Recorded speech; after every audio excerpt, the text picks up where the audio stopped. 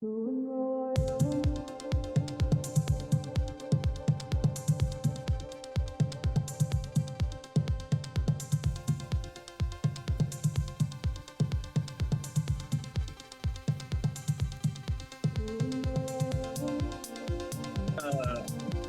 say that again. My brother from the same mother. We do have the same mom. All right, bros. Local podcast for new locals. Hitting it hard and heavy. We don't know what we're reacting to. I don't know what Luke's doing. Oh, fuck this reaction video, bro. We're doing a regular podcast. Okay, but wait, I actually do want to get your reaction to something really quick. Can you listen to this? I found this video on my deep web. I was on the deep web and I found a video called Prison Logic, and I think you'll like it. Let's listen in. I like that shit. All right, 1 second. Are you settled in? Yeah. You got a joint? You're smoking out of a little bat, out of a little tool, out of a little wrench, huh?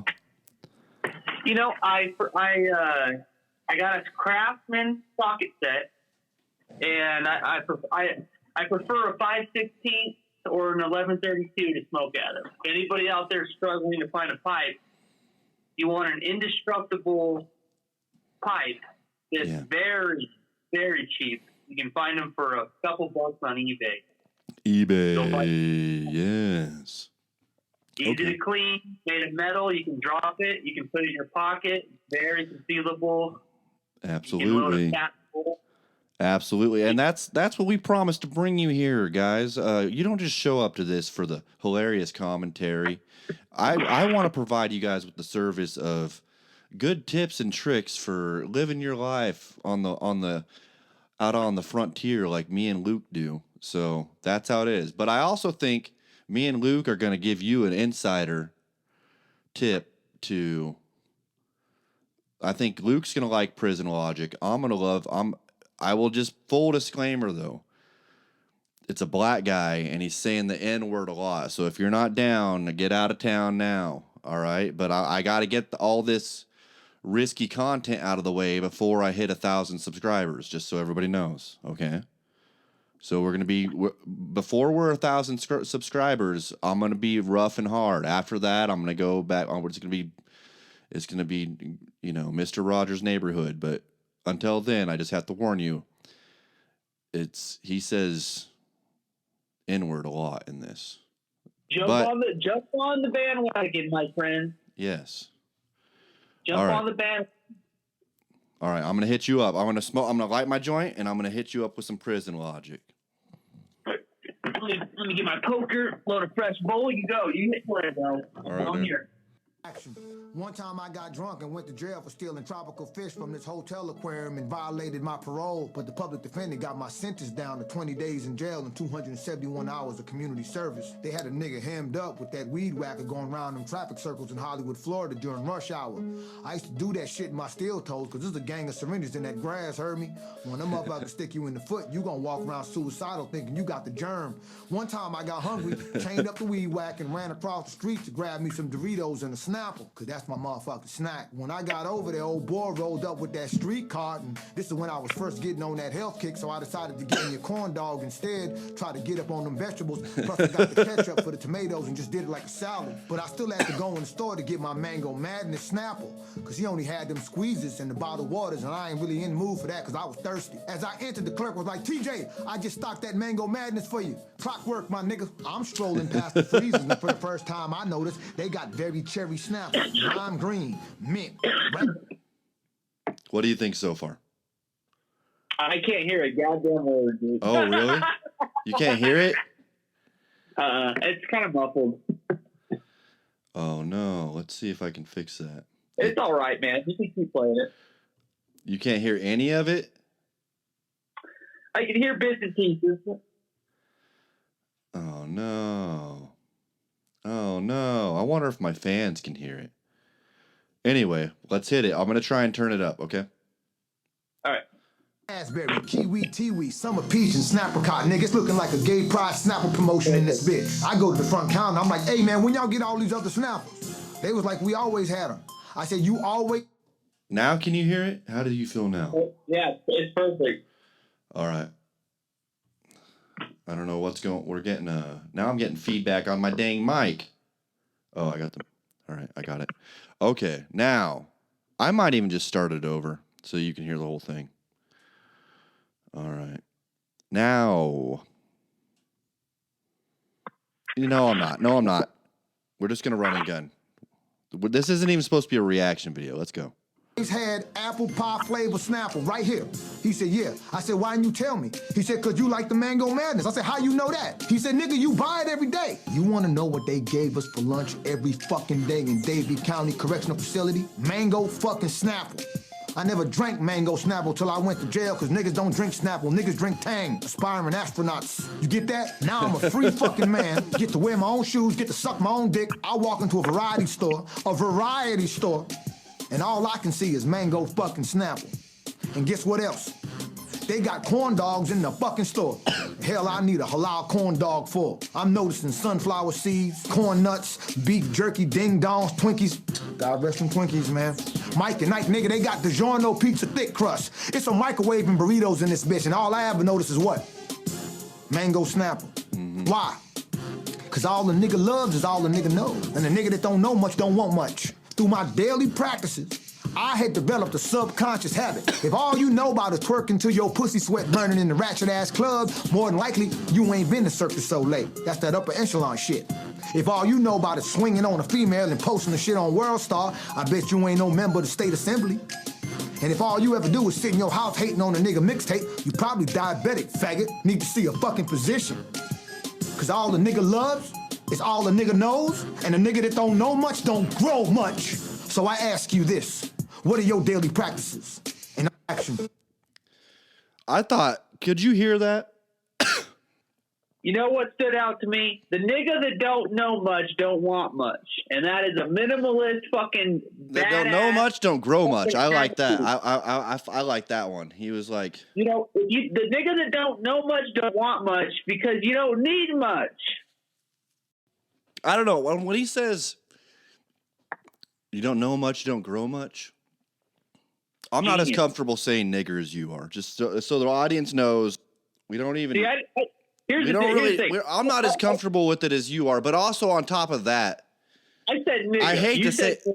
I don't like saying it because I don't like saying it without the hard... That's how racist I am. I don't like saying it without the hard R. You know what I mean? You know what? Good thing we're doing this audio style, because if anybody, you know what, man, we got to stand up for freedom of speech. That's all there is to it. Well, and here's another thing. I hate to say this. I like this video because regardless of him being black and institutionalized and, you know, just popping off like he does in this story, I feel like I can relate on a real level, you know? I can relate. You don't know much, you don't grow much. And if all you know, if all you can love is all you can know, and you don't know much, you know, what else does he say? He says some other stuff in there. This is all the nigga knows, and the nigga that don't know much don't want much. Through my daily... That was one of the... If he doesn't know much, he doesn't gonna want much. But I do like how he pointed out how bad needles are getting in cities. It really does. You should be... If you're walking around doing a construction job or messing around out there, you better have steel toes on because there's syringes everywhere. Just the guy that cleans my porta potty says that he runs into a porta potty like once a week. It's got syringes in it. It's got fucking you name it. They fucking throw it in this fucking porta potty and make those guys suck it up in their vacuum. And then they gotta fucking unclog it so their vacuum works. Yep. And you know, these tweakers don't think about that shit. They don't give a fuck. They're high as fuck. They're in a different dimension. It is strange, man. I'm glad I've gotten out of that point in my life where I need to get, you know, fucked up to the point where I disregard, you know, just social values of not throwing syringes in fucking places where people can get their hands stuck in it. No matter how bad I get with weed, I never get so bad with weed that I'm throwing my used syringes just in the gardens and playgrounds around the fucking city. It's a desperate cry for help. I think that's what that is. Sometimes I especially as I've seen the degradation of the human mind in people, I've seen it get bad enough to where I'm like, you're not even really even a human anymore. Like I should judge you as I would judge like a monkey in a zoo at this point, or a tiger or something. Like you don't even have human values anymore. You've lost that sense with your fucking drug usage and giving up on your humanity by just sleeping in the streets and shitting on yourself high on fucking heroin.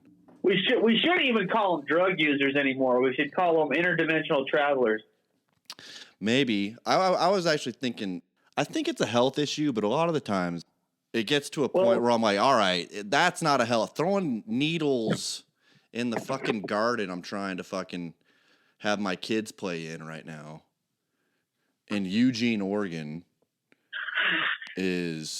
that's something else besides a drug addiction leading to bad fucking decisions. You're a fucking asshole. Like, go put your needles in the goddamn needle disposal bin, you dirty fucking rat. Like, those are the kinds of people that I even though I am an anti-violence person, I could totally see myself kicking in the face. Like, if I knew I was gonna get away with it, and I knew you had thrown a bunch of needles in my backyard, I'd probably kick you in the face.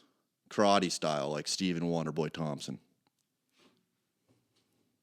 You know, my cat Nelson and my dog Hank and Blue. Yes. They naturally have an instinct. Mm-hmm. And that is, you don't shit where you eat and sleep. Yeah. And so they'll actually go out like 50 yards to 100 yards just to take a shit. Mm-hmm. And that's a natural law of nature.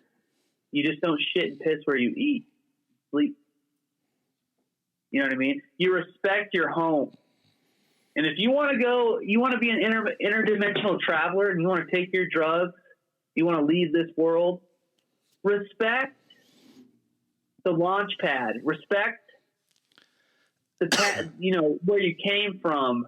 Yeah. Because when it's all done and said and over with, you're going to go right back to the source. You're going to go right back to where you came from.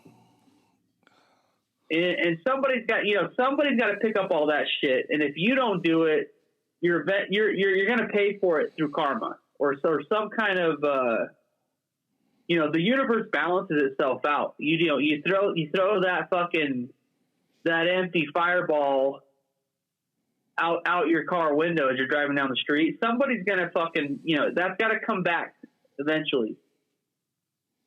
So you get out what you put in. The universe is balanced. Mm-hmm. It's the short term. It's balancing the universe in my mind. I got to kick you in the face if you use needles in my backyard. So when you decide to jump on this ride, you pay your ticket. It's a thrill ride, and you may die at birth. You may die before birth. Your mom might get shot while she's pregnant with you. Mm. But it's like, you purchase the ticket knowing that. I like the story of Blade the Vampire. His mom. Oh, it's one of my favorite superheroes. Bites him while he's a baby in her belly, and as she's like, oh no, she gets bitten, right? She gets bitten. And he becomes the Daywalker. Because he's a half and half blood. Yeah. Yep. That's what I love about fucking Blade, bro. What I don't like about that is, like, why didn't they just keep taking advantage of that formula? Go get a pregnant chick, turn her into a vampire, and then you'll get a Daywalker. The baby will come out of it. Because the vampires. Because they've developed a relationship with the dark, and they love the nighttime. And it's generational. It's centennial. It's every century. It's century after century for like thousands of years. As far as they know, the nighttime, they own it. And that's where Blade comes in, and it's like, hey guys, there's a whole another world over here that none of you give a shit about, and it's the Daywalker world, and you're all missing out on all the fucking cafes, the corner diners. That is another problem I have with the character Blade. I think like he's a Daywalker. He wouldn't be such a fucking weirdo. I get that he's a vampire, but he'd also would have had to go to school.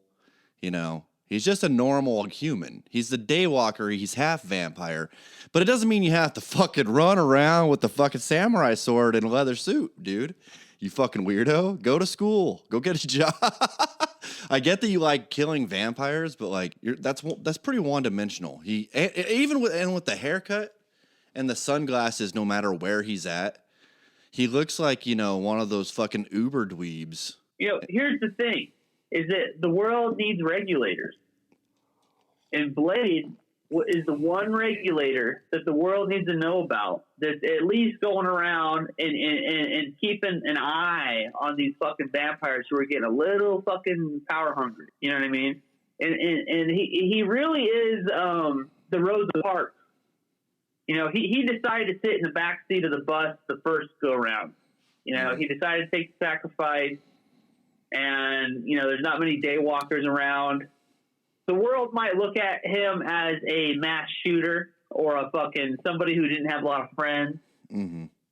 But if we knew Blade's story, I think the world would get behind him. I think the world would be like, all right, at least Blade's out there while we're sleeping, going to the nightclub and just fucking putting a lockdown on these motherfuckers. So they know, oh shit, we better not get too carried away. We might run into Blade. Yeah, we don't want to make too big of a blood orgy party with too loud of speakers, because like Blade will figure it out eventually, and he'll come in here and he'll zap us all with all his magical tools. Yeah, because the real America supports your freedom as a vampire to have your little blood orgy. Have your little blood orgy, invite all your little fucking vampire friends, and you guys should have a great time. But don't be biting bystanders and turning them into vampires. Don't force your shit on others. You ask them for consent first. Well, that's the thing. If there's consent and whatever, you guys are working on it. Drink whosever blood you want, you vampire scum.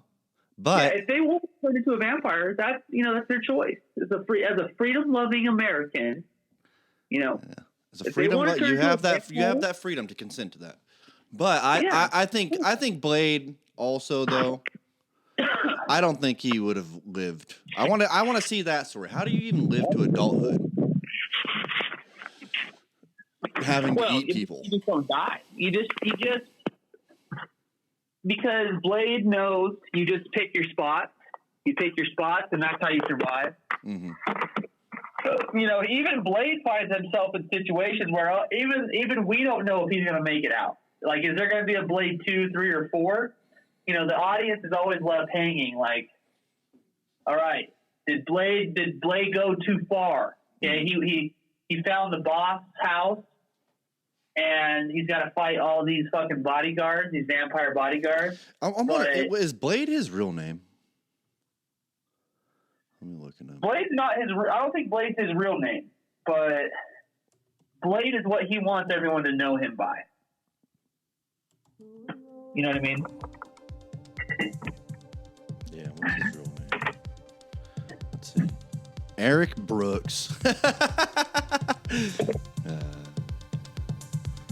Oh, yeah.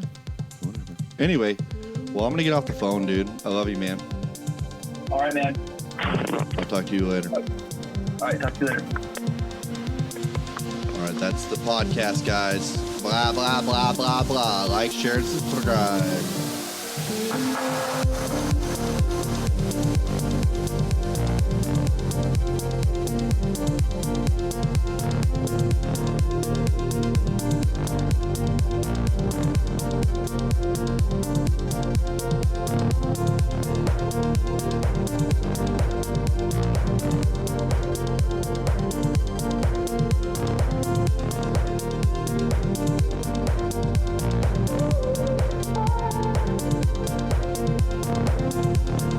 Royal didn't call.